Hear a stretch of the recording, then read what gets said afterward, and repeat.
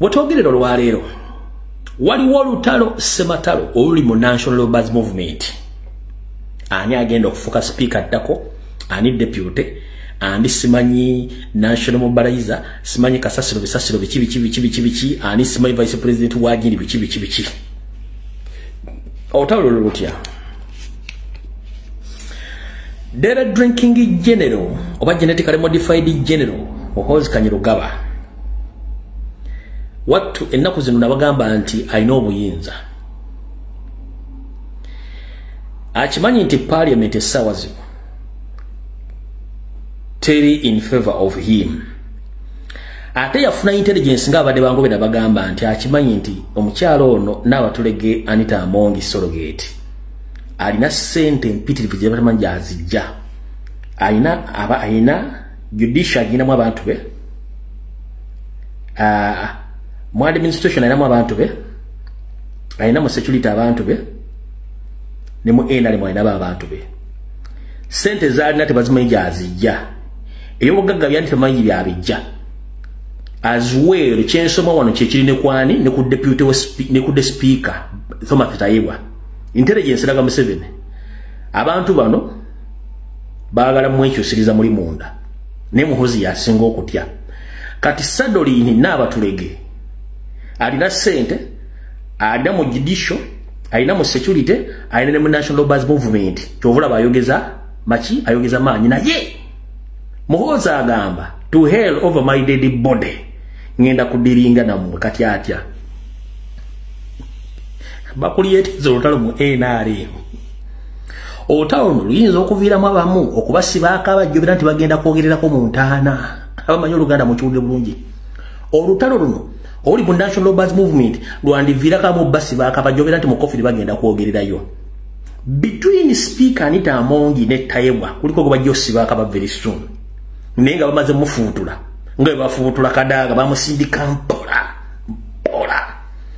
abayine moto kamanya emoto ke kubyo yabiso mpire ngejo tekayo jeke notandika okupika jeke boti moto kanestuka kati bibo te bakola Kadaga bamotega jeke bampika pakali ya parliament kati Muhoozi Kainerugaba ne family batandi sokupika Anita Amongi ne speaker ne bataddeko jeke wasewa pika bwebati so bwode omuntu yabise akatawuka aganya okwetolola icyumba tekyakuba sama enyindo tekyafulumya bulungi enyindo tekyafulumya bulungi mukka oba simanya akola simanya abaluka tomata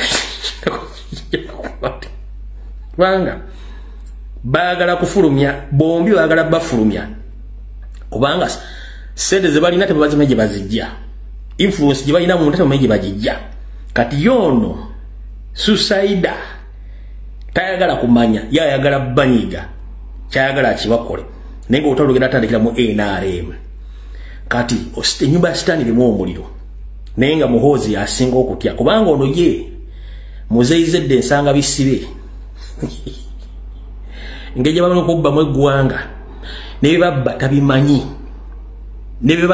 tabimanyi kati yali awo wale baddeko ne jajja kapu wale baddeko ne jajjaawo ng'okime jajja yayika Windows nga jajja umuwa wichayi kumujja munju ne muleta mwanikako ne muzaayo nga jajja kyagala kyamumuwa nenga ebintu bye senteze ebitana kyacha amanyiko just mwabulabula binamanyi olumu nga tabategeera kati ye nyandwe okujja kulale zagira kusoma PDM simanya bamala mupimpinga namukuba amalagala mofi namukuba bikina atambula kale muloza ni muntu kumbi yafadda kati Genet ne banne ne Salimu Salede banne bonna bamayinti ono muzeyi yayika Windows jajja kapu amadinisa gayika buli yagala okubba ali mukubba sawa zino nenga gobabba amadinisa gayika da kyobadde obyo kati ne bonna basomedde baluwa gye bagamba Yoseri yajiwan nabagambye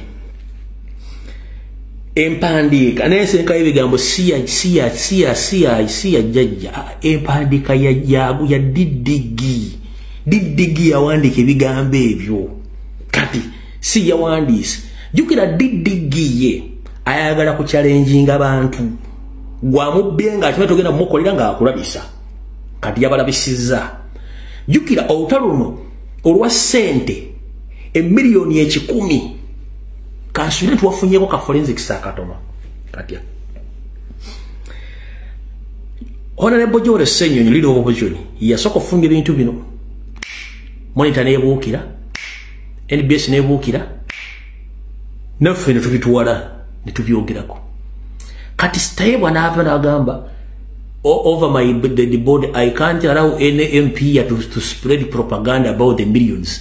You need to come out to present with the evidence that the money was shared among the MP. I can't allow this. In fact, if you don't go slow, I'm going to sue everyone who is going to come out talking about 100 millions.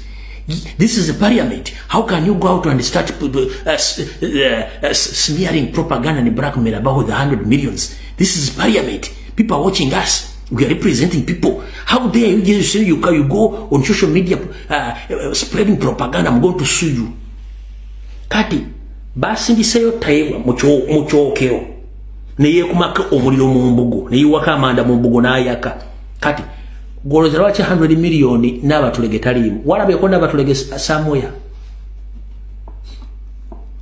Walabe ko n'abatulege anywhere mu parliament ngayogera ku kintu kyonna oba anywhere ku social media. Anita Amongi. Walabe ka Anita Amongi anywhere mu sageno. Why? Bale solo tebelo mu kisa. Byagenza okuvaayo. Ngemikono gitandise okutambula gitambula. Didigi na wandike ebbaluwa. Mwene muloza jajja kapu yajiwandi, si jajja kapu, didigi yajiwandi. Jajja kapu madinisa gaayika dda.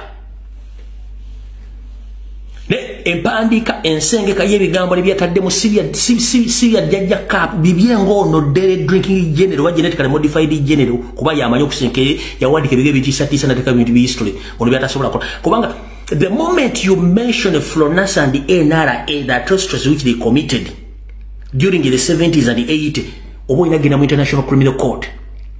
Yeso wachi msema wayo tayogera ku NRA, tayogera ku Florence. Wabula DDG, genetically modified general, asobola kuwandika ebigona biteka mu bbaluwa okubatisa kati jajja kapu on behalf of jajja kapu DDG na wandika ebbaluwa na kamana baba kubyani. Baba kubyani. Nkubuuza wano. Baba kubyani. Taiwa deputy speaker yangambe senate ziriyo tebaziga bangira ajja kuwabira omuntu wana musogo okugera propaganda blackmail. Baba wandise ballon on behalf of Jajja Cap. Who was defeated? Who exposed who? So Taiwa was exposed. And even the MPs were exposed. To prove this, Nazine Mbagamba tisede zono zaise nga kasimo aka sente za penalty. Manyeri nyere banga bauliza bangembe lile nyera tebagala diwulira bagala le penalty yokka mu comment solo disomao. Solo diwandika mu comment nenze banga bavuze banga te ngiri nyere uli kabo binyo nenga atebwe dili munali musayi mukazi mu yitale. Kati penalty yawa isindi yazibawa na yate ngera bwamalo zibawa bayino okujjanga 15 ne 16 sakono olwencha okuyisa bya amendment bya UPDF bya court martial kanjala kubuza nga 15 parliament wagirabyeko ba MP bamekaba abaddemu bichi bayogeddeko ate amendment ya UPD ya court martial bagisomyeko Nurai bagisomyeko kati excuse zisoma bweziti mbu parliament ya 1530 yamwe abadde bantu kubanga Anita Amongi yabadde ba MPs bonna nga balina bibate esasime mu chambers bichi no kati kamba the fact is Museveni yabawadde sente n'amaloba wa sente nga bamanyi kyaleeta nga nabo bakimenti bajja bakwatiramu ne baga katusuka tubeko mu parliament abagembo kati tuli ku paniki fe tuli no mu parliament ba openness ba mu constituency bali mu campaign nga batuli amolu eri batukuba bo binyu twinogera mu constituency no nabo benyini baatidde kutula mu chambers bagembo lugera tesa ku bintu bya kuteeka abantu mu koti za amaje nga nabo balina immunity kasigadde ke emyezi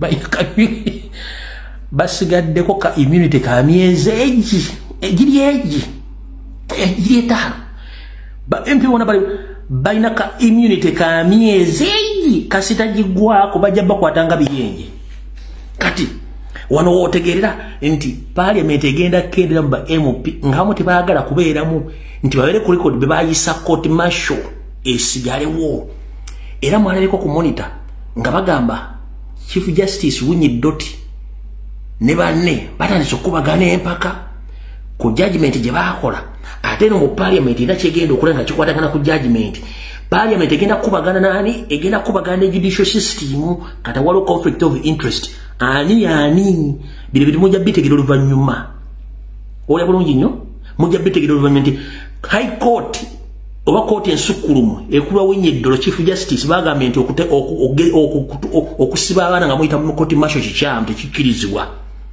Museveni naganja kiza nagenda mu NRM museke ne batula n'embata ze ne bakiriziganya bakole amendment bill bagirete nasoka nabateka mwana akasente nga kalaga akapeneti akemwanyi kumbe nabazise agina kuleta no million bill ya UPDF eteka batu mu court martial kati bane bakitegera wait a minute Mpozi, how long have we what time do you still have here in parliament? Just 4 to 5 months after here, what is going to happen? We might become civilians very soon. So if you become a civilian, we are going to be arrested. So after arresting, where are we going to end? In military court martial. Kati enambe genda kena mukitegedde bulungi. Kati ekyo nga kiwedde. Mukitegedde bulungi ekyo njagadde sagala kulwawaawo n'ekya n'abatulege nkibabulidde bulungi nnyo ekiri kiba facinga mujja kiwulira nga kitokota bulungi nnyo